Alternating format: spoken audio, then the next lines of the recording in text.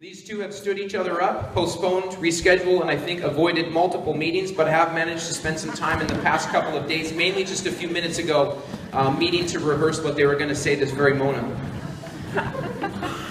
In our program, we always give the first words to our Aboriginal grad valedictorians before our lunch.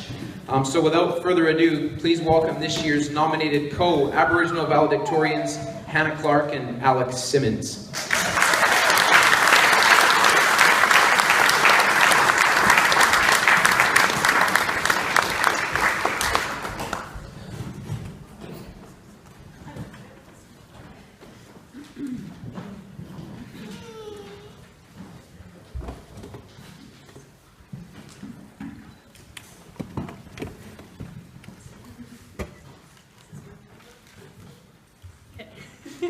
Congratulations, graduates of 2017. Thank you all for being here. Both Alec and I are incredibly honored to be representing the Aboriginal class of 2017.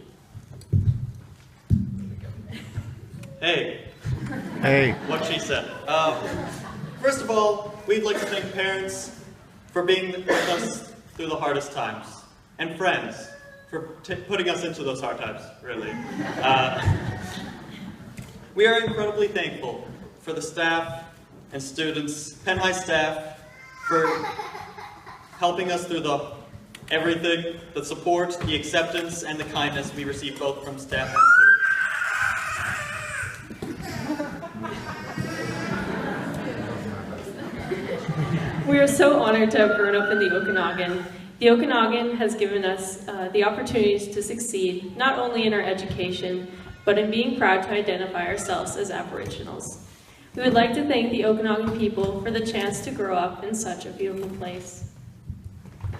As a part of the Aboriginal program, we would especially like to thank Mrs. Stevens and Mr. Hyde for the time they had commit to bringing this to us, bringing us to this point today. Thank you.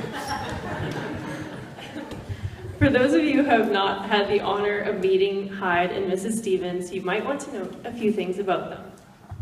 Mr. Hyde is extremely competitive and will put your prank to shame if you pull one on him, as Lindsay Karen learned the hard way. And he tends to call his students homies, like a parent trying to be cool.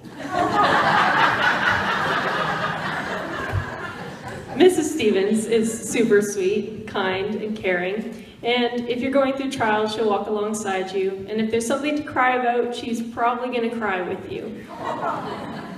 As you can tell, they aren't that much alike, but they do have a few things in common. They are both hardworking and put forth many hours to support the students. We are not so much just another class of grads passing through, but individuals that they have invested care and time to develop deeper-rooted friendships with. I often see past students pass in to say hello, and Mrs. Stevens and Hyde always greet them with excitement and curiosity to hear what they've been up to. Also, in Room 101, I'm not sure if you guys have heard, the toast is pretty good. Mrs. Stevens always keeps the fridge loaded with wonderful loaves of bread in the Abed room, which the program receives from cops. Most of us will never forget leaving class just to grab a slice or running late to our next class just because we wanted a snack. Thank you so much for putting up with our buttery, sticky knives we often leave behind. Some peanut butter. You guys can use that. So, a few of you guys may have realized that I tend to give a lot of detail when talking to someone, and usually everything turns into a story, so I tried to narrow this one down on behalf of Hyde, and to avoid his teasing later.